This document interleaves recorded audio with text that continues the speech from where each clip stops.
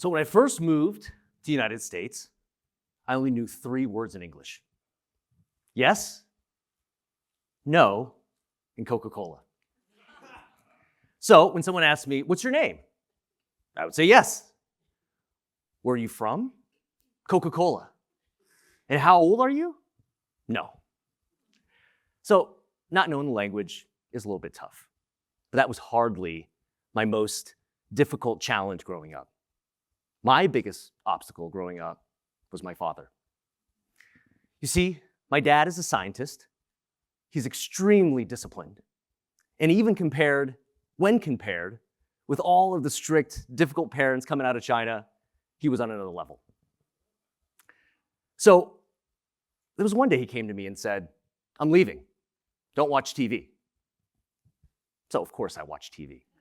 But don't worry, I had a system to get everything back to the place I had it. First of all, the right channel, right? The right volume setting, even the right return channel, just in case he checked. In the same position where the remote was found. So I felt like I had a perfect bulletproof system, right? I thought so too. So then, a couple days later, he comes back to me and says, I know you've been watching TV. I was stunned. No, I didn't. He said, I put a small feather on the remote, a see-through one, and every time you pick that remote up, I knew. So, I think it hit me then, right? There is no way that I could work hard enough to outsmart my dad. And there was no way I could work hard enough to break out of the conditions of the world I was in.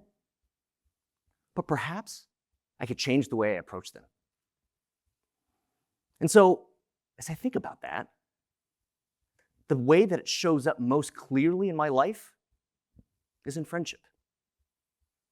So now, in addition to being worried about all these feathers that are sprinkled around the house and not sure exactly what to pick up and what not to pick up, we also moved around a lot when I was little. 12 different cities, from China to the United States to Canada. And every one of those moves meant a new set of people, a new language, a new set of rules over and over again. And every time I moved, I had a choice. I could withdraw, or I could lean in. And for me, leaning in meant making friends. I started by being more vulnerable, sharing just a little bit more than people expected me to. And you know what I found? That vulnerability created this sense of reciprocity. People started sharing more about themselves and being more open. And I started hearing, man, it feels like I've known you for years. And I think this is because we were able to share something with each other that perhaps we hadn't shared with anyone else. And in doing so, we're able to pack in years of friendship, sometimes into months. But now for the harder part, keeping those friendships. Because as maybe we've all experienced, all relationships at some point stand the risk of falling short of what we hoped it would be. And instead of lamenting why a single person fell short of my expectations in this way or that way, I leaned in more. And I started providing feedback to my friends. So the first time I remember doing this, by the way, was when I was 9 years old. I remember exactly what I said. I said, I'm an only child, so my friends are my brothers and sisters. And you are my brother. But right now, you're not acting like one. So I know what you're thinking, a little bit harsh. Perhaps you wouldn't do it yourself, and I'm not even saying I'd recommend it. But what I am saying is that it worked. Every single time, people rose to the challenge. They became better friends. And everywhere I moved, a new country, a new school, a new location, I was able to make real friendships. Friendships that last to this day. And so looking back now, I don't think I quite understood it then, but I think I get it. I was learning how to build lasting relationships by being just a little bit more vulnerable than people expected me to be, by being a little bit more direct and honest and candid than people expected me to be. And in return, the nature of my relationships changed forever.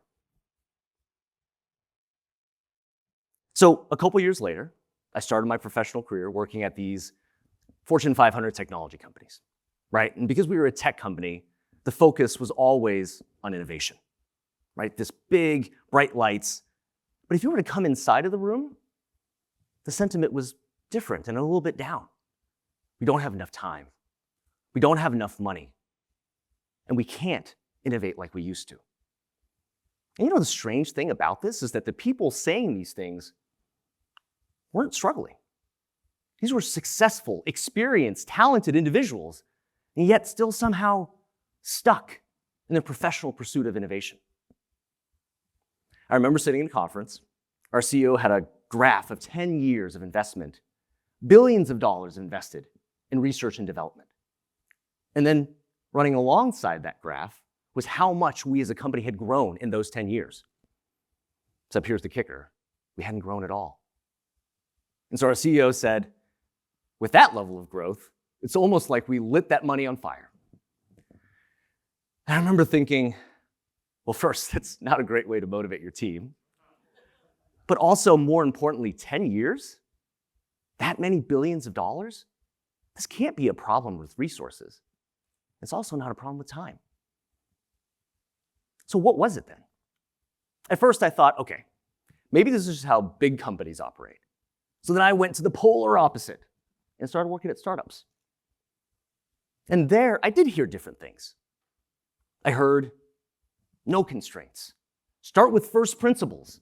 Disrupt everything. Disrupt, disrupt, disrupt. But yet, over time I realized they were struggling to innovate too, but just in a different way. So you got big companies that struggle because they have too many constraints. And you've got startups that struggle because they believe they had none. But both were focused on the wrong thing. This focus, this disappointment on the conditions of the world around them. And in both cases, progress stalled, innovation stalled. And then it clicked. This is not about time. It's not even about money. It's about relationships. Because innovation doesn't happen in isolation. It requires trust, momentum, and a shared belief. And those things don't come from ideas alone. This is where most people get it wrong. They think very naturally, hey, I've got a genuine great idea. People will see it and support me. But take it from somebody who's been 20 years in tech, it's almost never how it works. Ideas don't move forward on their own. People move them forward. And to have that happen, people have to believe in what you're doing. And to accomplish all of that, you need the right kind of relationships. So my company, over the last 10 years, have been working with startups and government labs, working to create clean energy from fusion. By the way, this is probably the coolest type of science that exists in the universe. Because when they're successful, they'll be able to take a single bottle of water, and there's more energy in that bottle of water than you'll need in your entire lifetime. Now, to do this, the physicists and the engineers needed a measurement technology so precise, so complex, that it didn't previously exist. So they came to us for help. But here's the problem, right? A lot of people didn't think we could do it. In fact, it's the same themes coming back and forth. Not enough time, not enough resources, not innovative enough anymore. And if I'm being honest with you guys, a lot of people inside of our company felt the same way too. But there were enough of us who believed, not just in the idea, which is awesome, but also in each other. We committed, we trusted, we made something new. And last year, that new measurement technology came to life. And when fusion becomes real, we'll know that we played a small part in something very, very big. And here we are in another new moment with AI. In similar patterns, right? Lots of fear, lots of uncertainty, hesitation. I mean, seriously, will my job exist 5 years from now? And will the degree that you're working so hard to earn mean anything in the future? But I see something else. I see an opportunity to make a friend. So I treat AI like my most intelligent, but junior, eager to please team member. And in that regard, I don't expect it to be perfect. I don't expect it to be right. I'm always coaching it and guiding it. I'm always complimentary, saying things like, that was amazing. And let me tell you how our work together is accomplishing this, that, and the other. And this sort of collaborative relationship with AI makes it so much more of a useful partner. And, I mean, for what it's worth, if the world is taken over by Terminators, I believe the robots will remember that I was one of the nicer ones. So look, this is the shift I want to leave you with as we move forward. Stop thinking about friendship as something nice to have. Stop thinking about friendship as something that happens after work or outside of the classroom. Think about it as a new way of operating.